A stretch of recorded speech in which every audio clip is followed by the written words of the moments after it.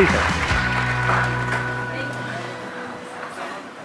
तो इस सेशन को मैं शुरू करता हूं एक बहुत इंपॉर्टेंट एक बात जो हमको समझनी होगी इस सेशन को आगे बढ़ाने से पहले। हमारा जो भी एजुकेशन सिस्टम है या जो भी बचपन से आज तक हमारी कंडीशनिंग हुई है, वो पूरा फोकस सिर्फ एक ही चीज के ऊपर है, वो है कि पैसा कमाओ। सब एग्री करते हैं इस बात से? तो पैसा कमाने पे तो सबका फोकस है, लेकिन कुछ ऐसा है जो इससे बहुत इंपॉर्टेंट है, उस पर किसी का फोकस नहीं है। पैसा कमाने से भी ज्यादा जो इंपॉर्टेंट है वो है कि आपने कितना पैसा बचाया। इंपॉर्टेंट है या नहीं है लॉन्ग टर्म में?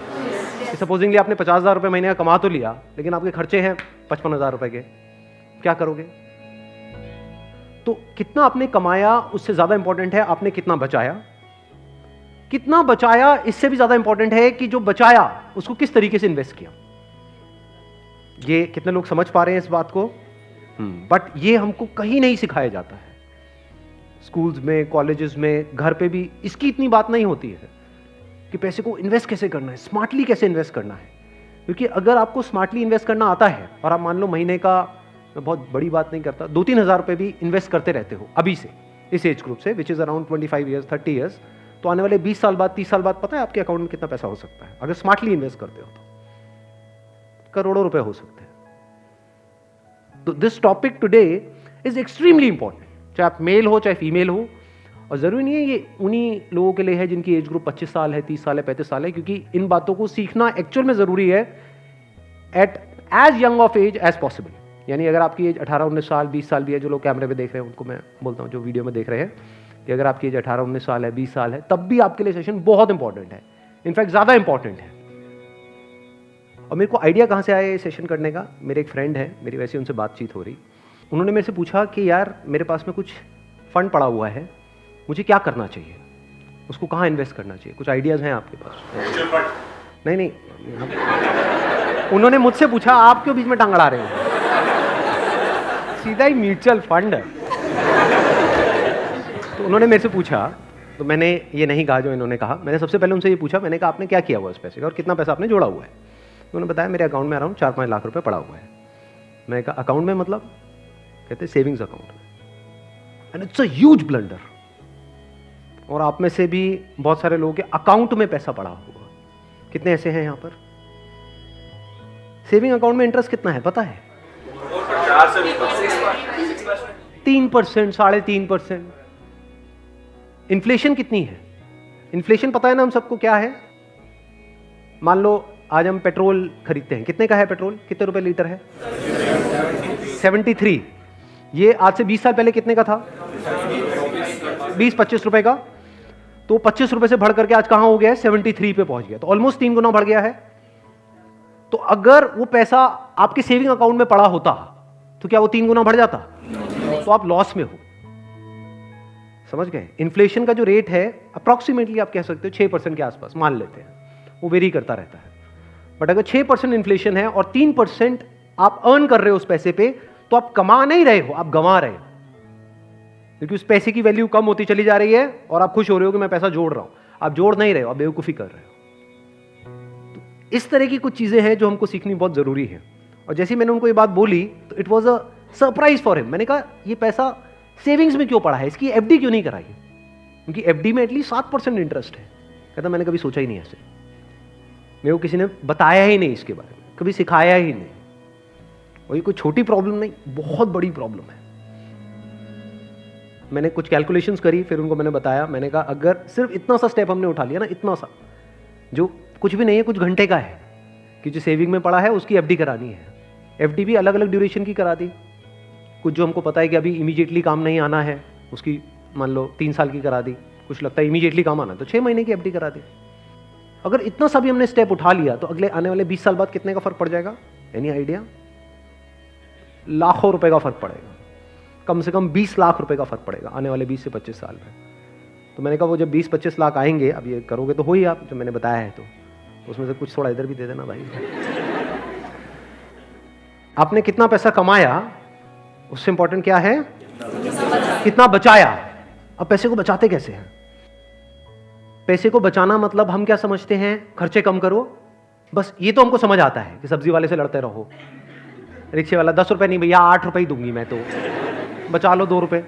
इसकी मैं बात नहीं कर रहा हूं, मैं बात कर रहा हूं थोड़ी बड़ी गेम की, जहां पे हम कुछ बेवकूफ़ों वाले स्टेप्स उठाते हैं और अपना करोड़ों का नुकसान कर बैठते हैं। मैं 2-3 रुपए की, 5 रुपए की बात नहीं कर रहा हूं। जो आज देखने में हजारों लग रहे हैं वो आने वाले टाइम के करोड़ों हैं। याद रखना मेरी इस बात को।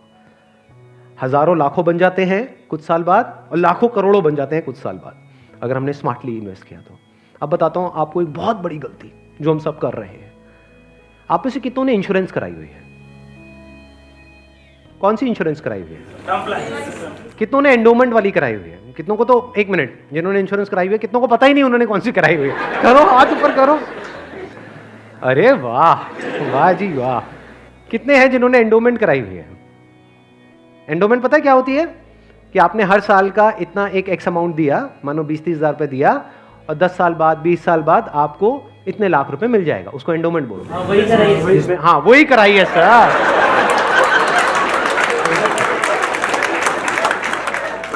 क्या सर एंडोमेंट पेंडोमेंट बोलते हैं? सीधी बात करो ना। इंश्योरेंस का मतलब लोग यही समझते हैं इंडिया में कि हर साल का इतना पैसा जाना है, इतना प्रीमियम जाएगा, 20,000, 30,000, 40,000, और 20 साल बाद आपको इतने लाख रुपए मिल जाएगा। मान लो 20 लाख रुपए मिल जाएगा, जो सुनने में बड़ा अट्रैक्टिव लगता है। बेवकूफों वाला स्टेप है ये। कितनों ने टर्म इंश्योरेंस कराई हुई है? हार्डली 3 या 4 या 5 लोग। कमाल जी कमाल। देख लो कितना बड़ा ब्लंडर है ये अभी आप सपने में भी नहीं सोच सकते। और ये आपको कोई नहीं बताएगा, ना कोई बैंक वाले बताएंगे, ना कोई इंश्योरेंस एजेंट बताएगा, ना आपका कोई दोस्त बताएगा, क्योंकि जब पैसा बीच में आ जाता है तो यारी दोस्ती सिर्फ नाम की होती है। दारू पी रहे हो, ओ तुम मेरा भाई है, मैं तेरे साथ में कभी कुछ गलत नहीं कर सकता, ले तू एंडोमेंट करा, ओ तू मेरे पे छोड़ दे यार। और आपको पता ही नहीं आपका कितना बुरी तरीके से कटा है। तो अब ध्यान से समझना, ये जो टर्म इंश्योरेंस है ये आपको कराने के लिए कोई नहीं बोलेगा। क्यों? क्योंकि इसमें जो इंश्योरेंस एजेंट है उसको पैसा ना के बराबर मिलेगा।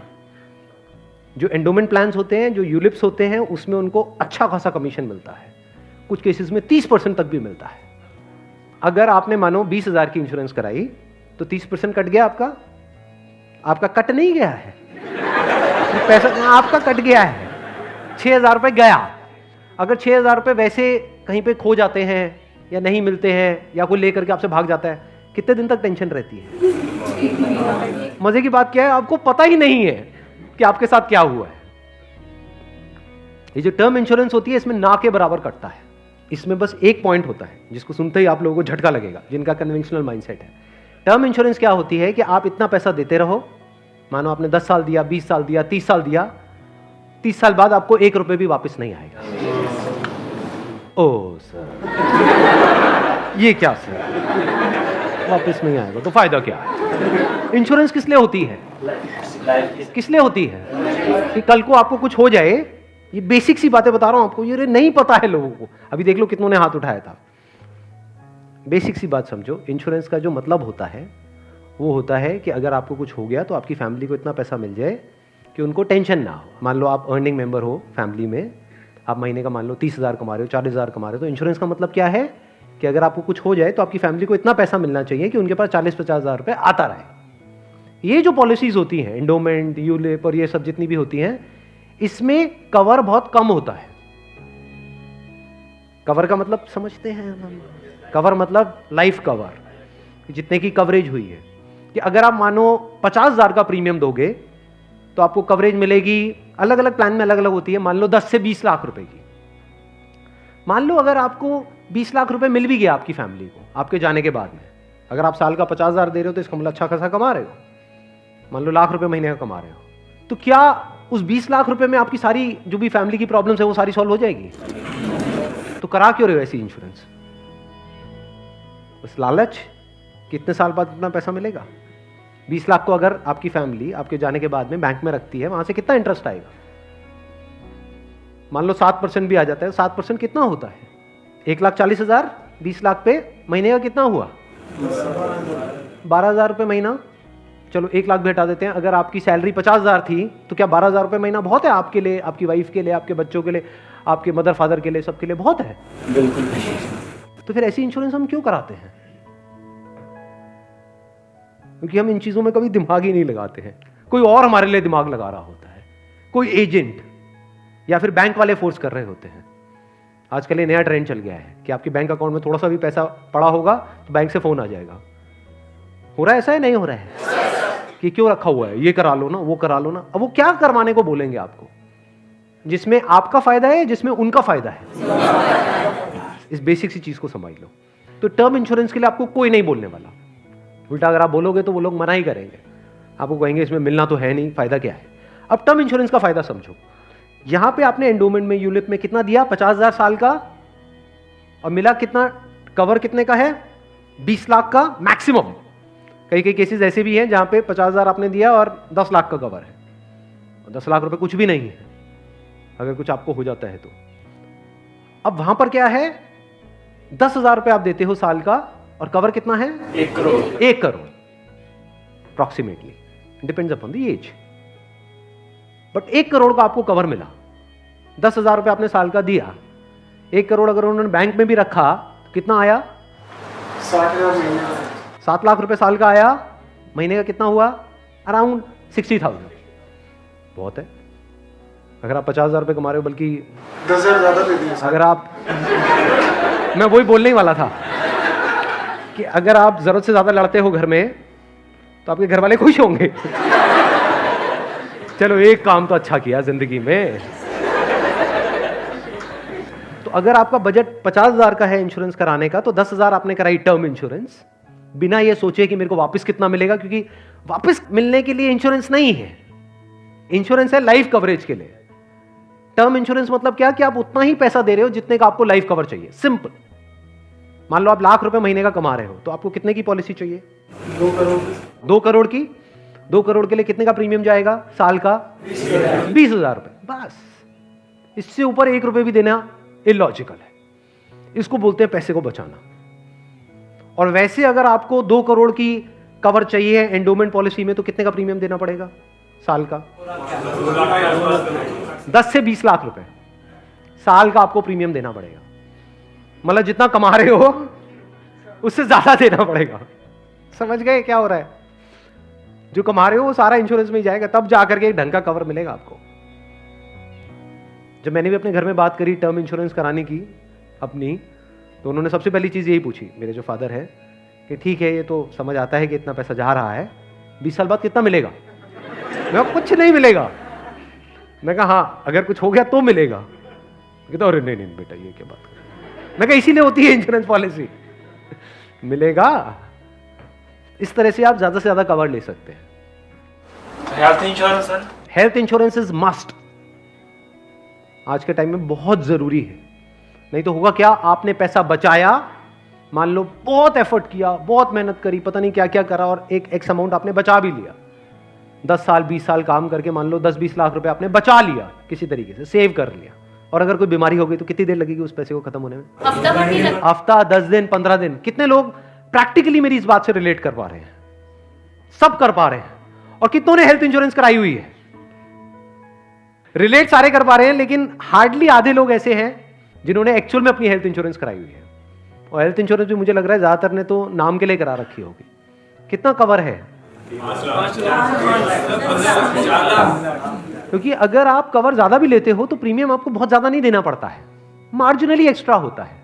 उसमें आपकी पूरी फैमिली कवर हो जाती है, मतलब आप, आपकी वाइफ, आपके बच्चे सारे कवर हो जाते हैं। इसको आप हेल्थ इंश्योरेंस कहो, मेडिकल इंश्योरेंस कहो, मस्ट है ये होनी ही चाहिए। ज्यादातर ऐसे केसेस में क्या होता है, जिन्होंने कोई हेल्थ इंश्योरेंस अपनी नहीं कराई होती है, क्योंकि अब छोड़ तो सकते नहीं उस पर्सन को जो हमारे साथ में है, या खुद अगर कुछ हो गया तो अब अपने आप को ये तो नहीं कह सकते कि हाँ मरते हैं। तो ऐसे में क्या होता है, एक तो सेविंग्स आपकी खत्म होती है बड़ी तेजी से, दूसरा क्या खत्म होता है, और क्या होता है, लोन लेना पड़ेगा, उधार लेना पड़ेगा। उस उधार को चुकाने का मतलब क्या है कि आप कभी जिंदगी में दोबारा सेव कर ही नहीं सकते। समझ रहे हो ये प्रॉब्लम कितनी बड़ी है और कितनी कॉम्प्लिकेटेड है ये, कि मतलब जिंदगी में कभी आप पैसा जोड़ ही नहीं पाओगे, क्योंकि जो कमाओगे अब वो सारा उधार चुकाने में लगता रहेगा। या तो आप लोन लोगे बैंक से, या अपने किसी दोस्तों से, यहां से वहां से, जिससे भी लोगे। अगर नहीं दोगे उनको वापस तो दोस्ती खराब करोगे। और एक और जब बात यहां तक आई है तो एक और चीज, एक और गलती हम करते हैं, we want to make quick money.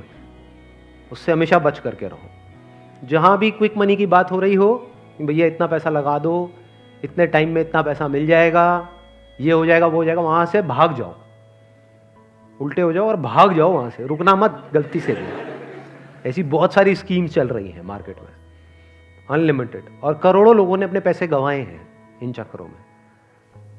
अब आते हैं एक दूसरे एस्पेक्ट पे कि चलो हमने स्मार्टली पैसे को जोड़ा। कब जोड़ा? जब फालतू की जगह पे हमने पैसे को ब्लॉक नहीं किया।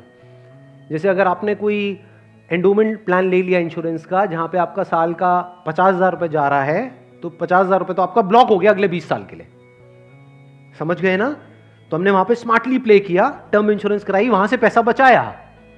तो अभी जो पैसा बचा इसका हम क्या करें? क्या सेविंग अकाउंट्स में पड़ा रहने दें? नो यूज, वो आपका पैसा बढ़ नहीं रहा है, एक्चुअल में कम हो रहा है। वहां पे जो आपके पैसे पड़े हुए हैं वो 10 साल बाद और कम हो जाएगी उसकी वैल्यू। तो करना क्या चाहिए? इतना पैसा जितना आपको लगता है कि यार मेरे को इमीडिएटली जरूरत पड़ सकती है, वो कितना है? जितना आपके महीने के खर्चे हैं, इंटू 6 कर दो। वो पैसा है जो आपको कभी भी जरूरत पड़ सकती है। तो उस पैसे की आपने एक 6 महीने की एफडी करा दी। और एक बहुत अच्छा ऑप्शन अवेलेबल है हमारे पास में, वो है म्यूचुअल फंड्स। म्यूचुअल फंड्स पता है सबको क्या है? कितनों ने ऑलरेडी इन्वेस्ट किया हुआ है म्यूचुअल फंड्स में? बहुत कम लोगों ने। क्यों नहीं किया हमने इन्वेस्ट? पता ही नहीं सर। नंबर 1 करेक्ट इंफॉर्मेशन नहीं है, नंबर 2 हम डरते हैं। हमें लगता है म्यूचुअल फंड भी कोई स्कीम है कि पैसा इकट्ठा किया और कल को अगर भाग गए या बंद हो गया तो पता नहीं क्या होगा। ये पैसा आपका 100% सेफ है, because it is regulated by SEBI. तो यहां पे डरने की जरूरत नहीं है कि मेरा पैसा चला जाएगा, बस हमको यहां पे स्मार्टली प्ले करना पड़ेगा। So what we need to do is, एक तो आपने अपने 6 महीने का जो अपना कॉर्पस है उसको अलग कर दिया, यानी जो पैसा आपको चाहिएगा उसकी आपने एफडी करा दी, इंश्योरेंस वगैरह को प्लान कर लिया अच्छे से। फिर जो पैसा आपका बचा उसमें आप इन्वेस्ट कर सकते हो through SIP, systematic investment plan. It is an excellent option. Never try to get into stocks directly अगर आपको बहुत ही डीप नॉलेज नहीं है शेयर मार्केट की तो। हाँ, you are qualified in that और आपका काम ही वही है, तब तो ठीक है। बट किसी की सलाह सुनी कि यार, या कोई कहानियां सुनी कि ये शेयर पहले इतने का था अब इतने का हो गया, सुनी होंगी ऐसी कहानियां। Never invest in stocks directly, क्योंकि कुछ नहीं पता कि वो कंपनी का क्या होने वाला है। हो सकता है आपका 100 रुपये आपने पूरा जो भी आपने जोड़ा या 1 लाख रुपए आपने जोड़ा और किसी के एडवाइस पे आपने उठा करके लगा दिया, वो 1 लाख रुपए 10,000 भी रह सकता है कुछ टाइम के अंदर अंदर, पता भी नहीं लगेगा। कहते हैं ना, never put all your eggs in the same basket, in one basket. तो अब करें क्या? क्योंकि अब प्रॉब्लम क्या है, इन्फ्लेशन अगर है 6% का और एफडी में आपको मिल रहा है 7%, तो अल्टीमेटली आप कितना कमा रहे हो? 1%। 1% से क्या होगा? करोड़पति बन जाओगे? इम्पॉसिबल। तो आप क्या कर सकते हो, अपना आधा पैसा सेफ जगह पर रखो। सेफ जगह क्या है? एफडी हो गया। एफडी में भी एक और चीज है जो बहुत लोगों को नहीं पता है। वो क्या है कि ऐसे, एक तो है बैंक में आप एफडी कराते हो, एक है कुछ कंपनीज है जो क्रिसिल से या इकरा से, ऐसे ये कुछ ऑर्गेनाइजेशंस हैं, वहां से AAA रेटेड है। AAA रेटेड का मतलब होता है highly secure, as secure as a bank. वहां पर अगर आप एफडी कराते हो तो आपको 9% तक का इंटरेस्ट मिल जाता है। ये जो सुनने में लगता है ना 7% और 9%, ये अभी छोटा लगता है, लेकिन आने वाले 20 साल बाद इसकी कितनी बड़ी अमाउंट होती है अगर आप कंपाउंडिंग को बीच में ले आओ, that you can't even think in the wildest of your dreams. Compounding कितने लोगों को पता है? बहुत कम को। देखो, कंपाउंडिंग मतलब होता है जो हमको इंटरेस्ट मिलता है हमारे पैसे पे, जहां भी हम इन्वेस्ट करते हैं उस इंटरेस्ट पे भी तो इंटरेस्ट मिलता है ना। मान लो आपने 100 रुपए इन्वेस्ट किया, 1 साल बाद 20% की रिटर्न आई, तो अगले साल 120 पे 20% मिलेगा।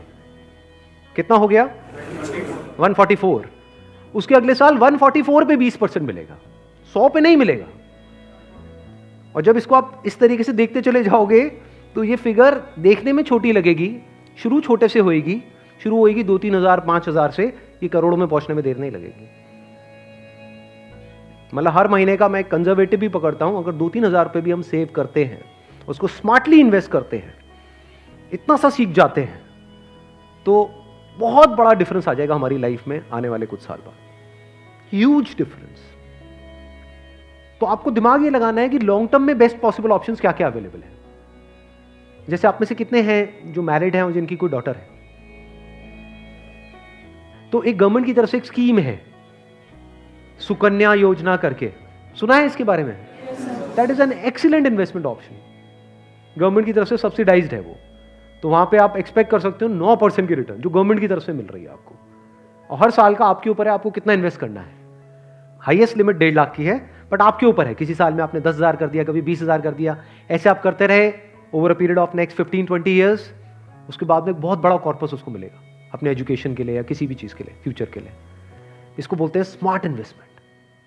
पैसे से पैसा कैसे कमाना है, ये एक बहुत बड़ी आर्ट है, क्योंकि ये जिसको आती है और अगर उसकी कमाई कम भी है तब भी वो आने वाले 20-30 साल बाद बिल्कुल ऐसा है जैसे कछुआ और खरगोश की कहानी, इमीडिएटली नहीं। मान लो कोई बंदा है 50,000 रुपए कमा रहा है लेकिन वो स्मार्टली इन्वेस्ट कर रहा है, दूसरी तरफ से कोई बंदा है जो 1 लाख रुपए महीने का कमा रहा है लेकिन ना तो ढंग से पैसा बचा रहा है ना समझदारी से इन्वेस्ट कर रहा है, तो आने वाले 20-30 साल बाद ये जो 50,000 वाला है ये उससे बहुत आगे होगा, ये करोड़ों में होगा, और उस बंदे के हाथ में कुछ भी नहीं होगा, वो हो सकता है डेट में होगा, मतलब उसके ऊपर कर्जा होगा, और ये बंदा ऐसा होगा जो कर्जा देने लायक पोजीशन में होगा, ऐसा भी हो सकता है। ये अगर हम बेसिक से फंडों को समझते चले जाएं तो अब ध्यान से समझना, अब यहां पर हम कहां तक पहुंच गए थे। SIP is an excellent option. SIP का मतलब होता है कि आपने अपना एक अमाउंट फिक्स कर लिया, हर महीने का इतना अमाउंट तो एसआईपी में देना ही देना है म्यूचुअल फंड में। अब म्यूचुअल फंड कैसे चूज करें, हजारों म्यूचुअल फंड है।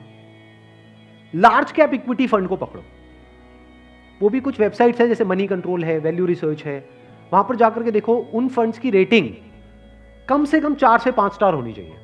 कोई ऐसा फंड है उसकी 1 या 2 स्टार की रेटिंग है, मत करो उसमें, बल्कि ऐसा फंड होना चाहिए जो हर वेबसाइट पे 4 या 5 स्टार की रेटिंग हो।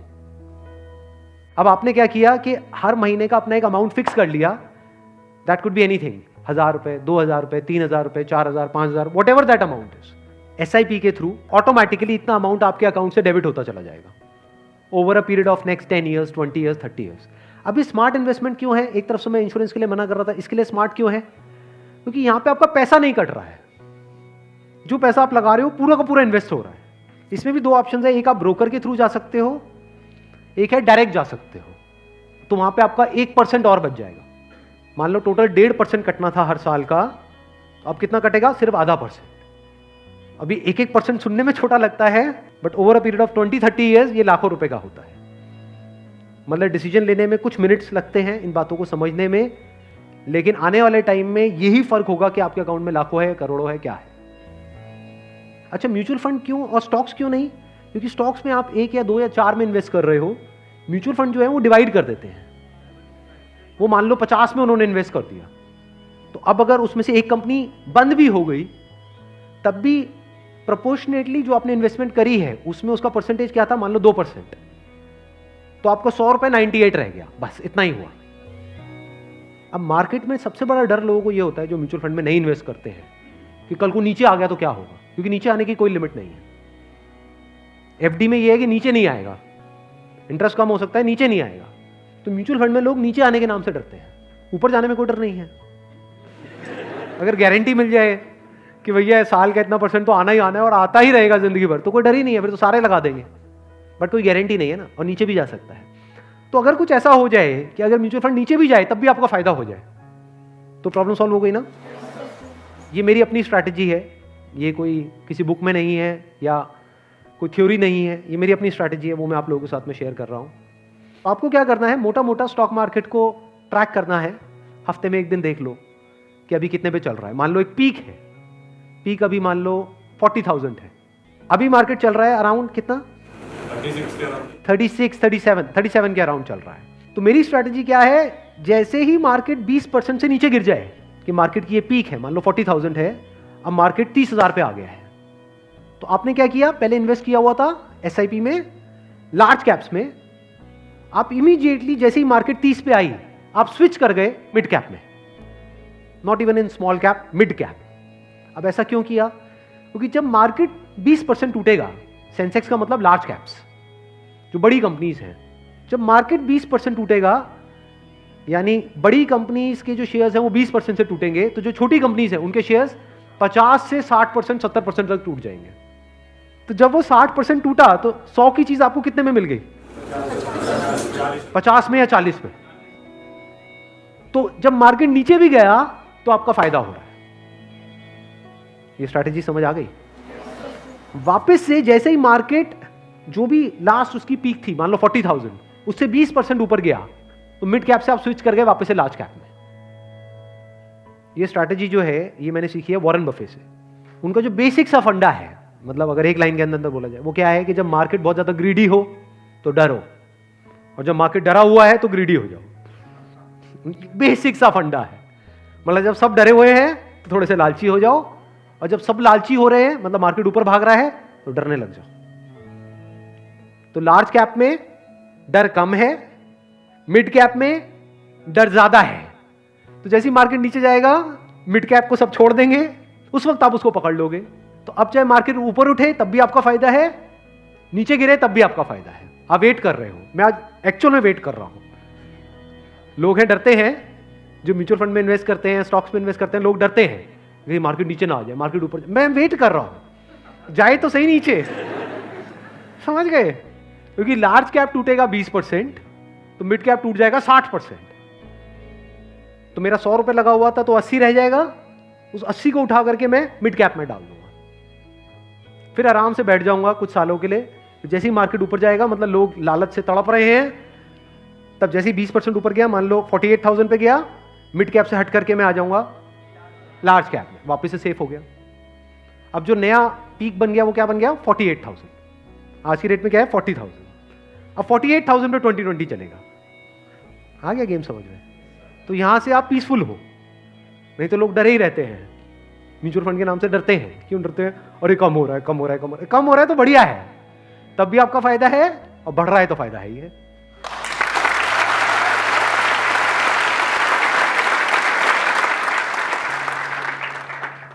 समझ गए? ये बेसिक सा फंडा है, हमेशा याद रखना।